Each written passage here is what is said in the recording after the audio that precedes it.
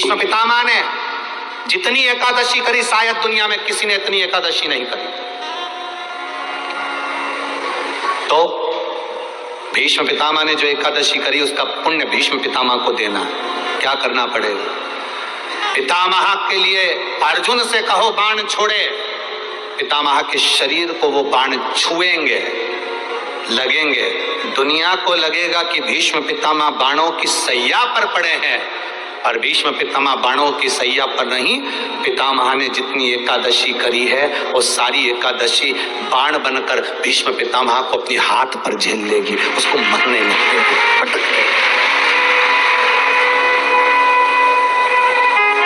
जिसको इतने सारे बाण चुभे हैं उसको कितना कष्ट होगा, पर भीष्म पितामह का पूरा शरीर देखो, पूरी कथा देखो, भीष्म पितामह की महाभारत को उठाकर एक एक पर्व को पढ़कर देखना, उसमें भीष्म पितामह बड़े आनंद से बाणों की सैया पर पड़े। द्वारकाधीश पूछ रहे हैं मरते क्यों नहीं हो, दर्द नहीं हो रहा, कष्ट नहीं हो रहा? भीष्म पितामह कह रहे हैं मुझे तो लगता ही नहीं कि मैं बाणों की सैया पर हूं, मुझे तो लगता है जैसे मैं मेरी माँ की गोद में सोया हुआ हूं। एकादशी ने भीष्म पितामह को झेल कर रखा था। एकादशी शिव कथा कह रही है, कोई चिढ़ रहा है चिढ़ने दो, कोई अपशब्द कह रहा है कहने दो, कोई आड़ा टेढ़ा कह रहा है कहने दो, कोई कुछ भी बोले तुम्हें मतलब। कि जो शुक्ल पक्षी की एकादशी के दिन शास्त्र कहता है घर के बुजुर्गों को, घर के बड़ों को, जेठ जेठानी हो, सास ससुर हो, घर में जो तुम्हारी उम्र से बड़ा हो, उसको एकादशी के दिन फूल या पीली चने की दाल या पीला वस्त्र, कुछ भी पीली सामग्री आज घर के बड़ों को देना चाहिए। क्यों देना चाहिए? तो शिव महापुराण की कथा कहती है कि जो शुक्ल पक्षी की एकादशी के दिन पीली वस्तु का दान दे देता है, घर के किसी ब्राह्मण को देने नहीं जाना, किसी मंदिर में देने नहीं जाना, आपके ही घर में, आपके ही घर के बड़ों को किसी भी पीली चीज का दान कर सकते। फूल हो, मिठाई हो, कोई अनाज हो, कोई वस्त्र हो, पीली वस्तु का दान दे। क्यों होगा? क्या होगा उससे? शिव महापुराण की कथा कहती है उससे जिंदगी में कभी बड़ी बीमारी प्रवेश नहीं कर। कि भगवान शिव के मंदिर में अगर हम प्रवेश नहीं भी कर सके, मान लो शंकर के द्वार पर, शंकर की चौखट पर, शिव के द्वार हम नहीं पहुंच पाए, तो शिव महापुराण की कथा कहती है जो जल देवाधिदेव महादेव को समर्पित कर कर आ रहा है, जो भगवान शंकर को मात्र जल समर्पित कर कर आ रहा है या समर्पित करने जा रहा है, मात्र उस शिव भक्त का मस्तक पर त्रिपुंड लगाने वाला, तिलक लगाने वाला, गले में रुद्राक्ष धारण करने वाला या शिव जी पर एक लोटा जल चढ़ाने वाले का मात्र हम दर्शन भी कर लेते हैं तो हमारे कोटि कोटि पाप समाप्त हो जाते हैं। मात्र शिव का दर्शन कर लेते, बन सके जितना एकादशी के दिन भगवान का ओम नमो भगवते वासुदेवाय का जाप करें या अपने गुरु मंत्र का स्मरण करें, चाहे जो मंत्र आपके हृदय में समाहित हो, श्री शिवाय नमस्तुभ्यम, ओम नमः शिवाय, राम कृष्ण शिव, जो मन पड़े उसका भजन करें, पर दिल से करें। जितनी देर करते बने उतना देर करें। माला पकड़ने की भी जरूरत नहीं कि माला पकड़ के बैठो, तो घट की जिब्या से जप लो नहीं, जी वही उतना में पूरा हो जाए, वही बहुत है। और शिव महापुराण की कथा कहती है, शंकर की कथा कहती है, अगर बच्चा पढ़ने में कमजोर है, बच्चे का विवेक कमजोर है, बच्चे की बुद्धि कमजोर है, बच्चा सक्सेस नहीं हो रहा, सफलता नहीं मिल रही है, उसका जॉब नहीं लग रहा है, कहीं वो आगे बढ़ नहीं पा रहा है, तो उन बच्चों से निवेदन है शंकर के मंदिर में एक लोटा जल चढ़ाओ, थोड़ा सा जल झेल कर नंदी के पास बैठकर उस जल का आचमन करना प्रारंभ कर दो, तुम्हें खुद मालूम पड़ने लगेगा कि तुम जो पढ़ रहे हो तुम्हें याद होना चालू हो जाएगा, तुम अच्छे से अच्छे नंबर पाकर आगे बढ़ना प्रारंभ कर दोगे।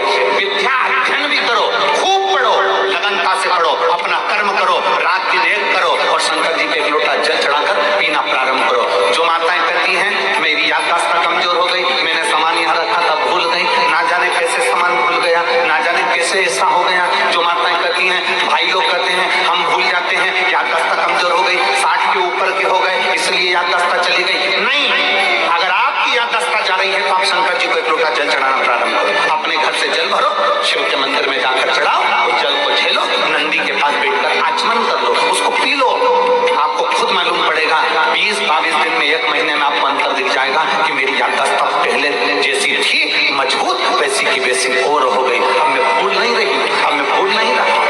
पहला नियम एकादशी व्रत का सबसे पहला नियम है कि आप जिस दिन व्रत करो उसके एक दिन पहले भक्ति का संचार इस हृदय में कर लो। भक्ति का संचार इस हृदय में कर लीजिए। जिस दिन आप व्रत करो, जैसे एकादशी का व्रत कर रहे हो तो दशमी के दिन शाम का समय जब आवे, रात्रि जब होने लगे, शाम का समय आवे और रात्रि का आप जब भोजन ग्रहण करो तो उस भोजन में कोई ऐसा पदार्थ ग्रहण मत करिए जिस पदार्थ के कारण आपकी एकादशी बिगड़ जाए।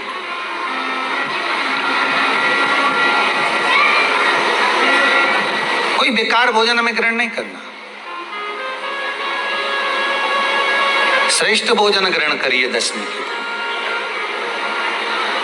और एकादशी का दूसरा नियम बहुत ध्यान से सुनिएगा। जिस दिन आपकी एकादशी का व्रत हो उस दिन प्रयास करिएगा कि अपने हाथ से किसी भी वृक्ष की कोई पत्ती टूटे ना। अपने हाथ से किसी भी वृक्ष की, पौधे की, किसी भी वृक्ष की पत्ती अपने हाथ से ना टूटे।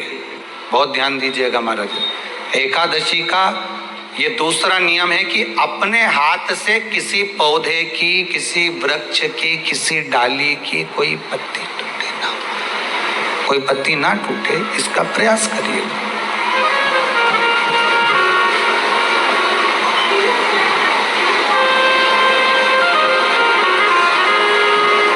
कितना सुंदर व्याख्यान कहा है, कितना सुंदर वर्णन है महाराज कि मात्र एकादशी का व्रत कर लेने पर, मात्र एकादशी का व्रत कर लेने पर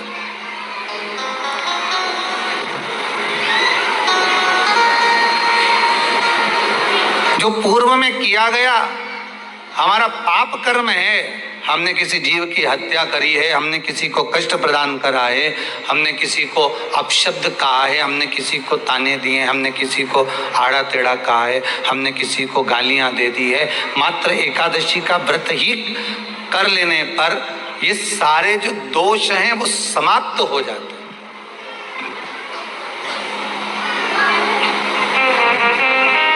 सारे दोष हमारे समाप्ति पर आ जाते हैं।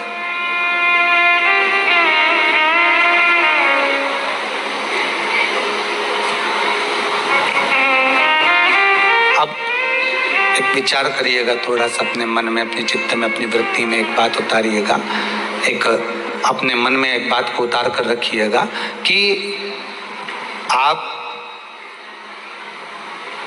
अपने पाप को, अपने पाप कर्म को जिस दिन क्षीण करने वाले हो, समाप्त करने वाले हो, अपने पाप को आप जिस दिन समाप्ति पर लेकर जा रहे हो तो उसके एक दिन पहले आपको प्रसन्नता होना चाहिए कि नहीं होना चाहिए कि कल मेरा पाप कटने वाला है, कल मेरा पाप समाप्त होने वाला है,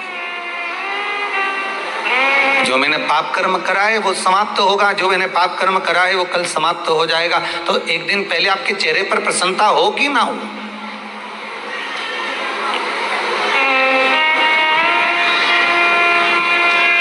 चेहरे पर वो प्रसन्नता आपके आना चाहिए कि कल मेरा एकादशी का व्रत है, आज दशमी है, कल एकादशी का व्रत है, तो कल मेरी जब एकादशी का व्रत रहेगा तो मेरा ना जाने कितना कितना पाप, कितना असत्य, कितना झूठ, कितना प्रपंच वो समाप्त हो जाएगा। इसमें मुझे प्रसन्नता हो, इसमें मुझे आनंदता हो।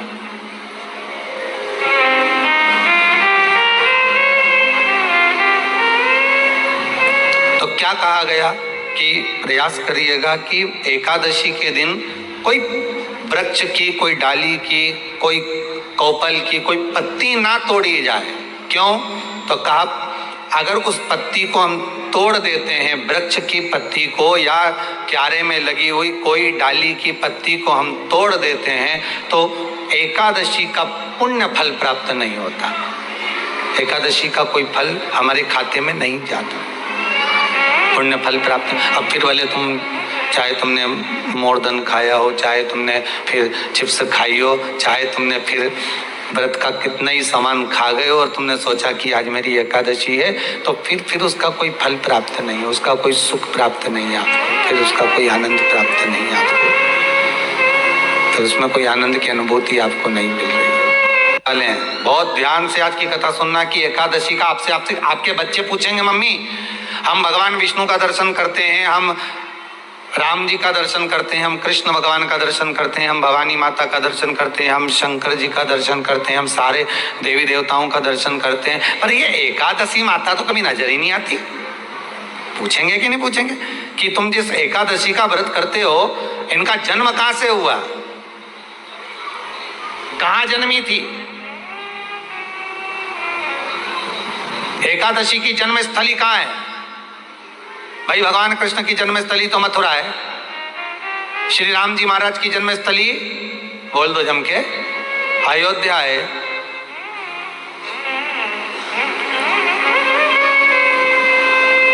कोई आपसे पूछ ले कि एकादशी की जन्मस्थली कहां है, तो आधे लोग तो बाल खुजाने में लग जाएंगे कि एकादशी आखिर पैदा कहां हुई थी, जन्म कहां लिया था। और अगर मान लो जन्मस्थल एकादशी का है और एकादशी अगर जन्मी है, उसका जन्म हुआ है और दुनिया के लोग इतना व्रत करते हैं, उपवास करते हैं, तो फिर इसका जन्म स्थल कहां होगा? तो कहा इसका जो जन्म स्थल है वो बद्रीनाथ। कहां पर है? बद्रीनाथ। और उस बद्री विशाल में भी एक गुफा जिसका नाम है हेमवती। क्या नाम है? हेमवती। उस गुफा में एकादशी का जन्म स्थल है।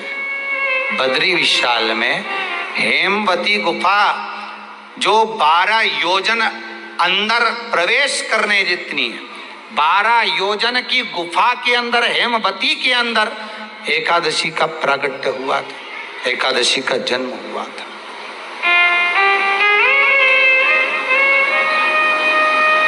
अब तो बता सकते हो ना कि कोई पूछे कि राम जी का जन्म अयोध्या में हुआ, भगवान कृष्ण का जन्म मथुरा में हुआ, और कोई पूछ ले आपका जन्म कहाँ हुआ, तो अपन कह सकते हैं सीहोर में हुआ हमारा।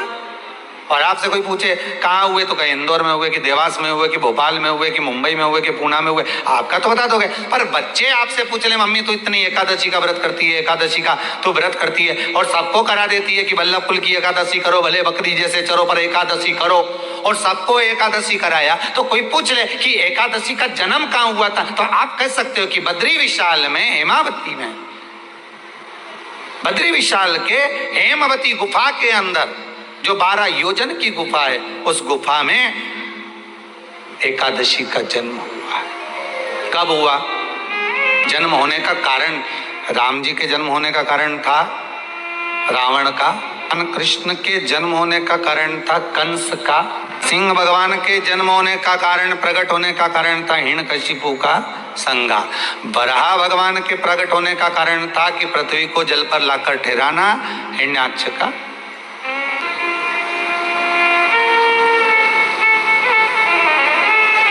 इसके जन्म का कारण क्या?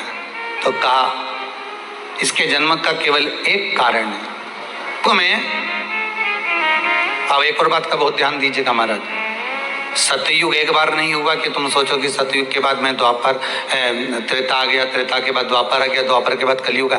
एक सतयुग नहीं है, एक त्रेता नहीं है, एक द्वापर नहीं है, ना जाने कितने कितने सतयुग निकल गए, ना जाने कितने कितने द्वापर, त्रेता, कलयुग, ना जाने कितने निकल गए, और आप और हम जैसे भी इस पृथ्वी पर ना जाने कितने, अरे जम के तो बोलो, निकल गए।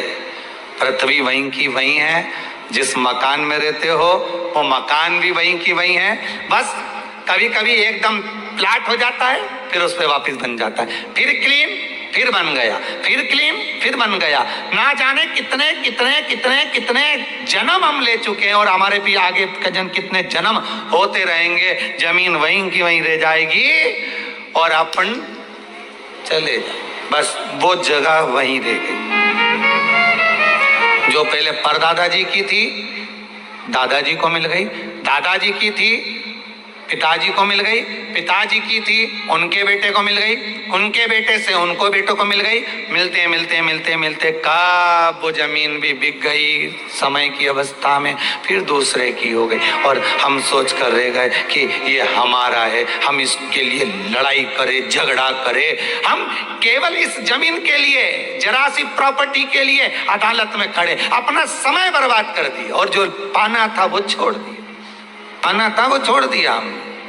असली रजिस्ट्री तो ये शिव महापुराण की कथा है, जिसमें बैठकर आप 3 घंटा भगवान की भक्ति को जो धारण कर रहे हो, 3 घंटा जो भगवान की कथा को आप श्रवण कर रहे हो, 3 घंटा जो भगवान की भक्ति में आप डूबे हुए हो, 3 घंटा जो भगवत स्मरण में आप लगे हुए हो, बस यही असली रजिस्ट्री है, यही वहां काम आने वाली है। इसके सिवाय कुछ काम नहीं आएगा। धन दौलत माल खजाना सब पड़ा रह जाना, सब धरा की धरा। वो एक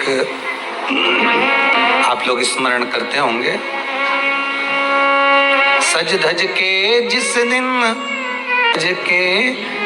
दिन मौत की शहजादी आएगी, न सोना काम आएगा न चांदी आएगी, में धरा की धरा रह जाएगा। लॉकर में पड़ा रह जाएगा। अलमारी में धरा की, कपड़े भी सारे घड़ी बने रहे,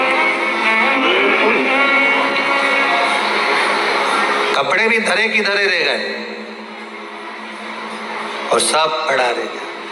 कि छोटा सा तो कितने बड़े अरमान हैं तेरे, मट्टी का तो सोने जैसे मान है तेरे, मट्टी की काया एक दिन मट्टी मिल जाएगी, न सोना काम आएगा न चांदी आएगी, न सोना काम आएगा न चांदी आएगी। सज धज के जिस दिन मौत की शहजादी आएगी, ना सोना काम आएगा ना चांदी आएगी, ना सोना काम आएगा ना चांदी आएगी। सब पड़ा रह जाएगा, धरा की धरा रह जाएगा सब।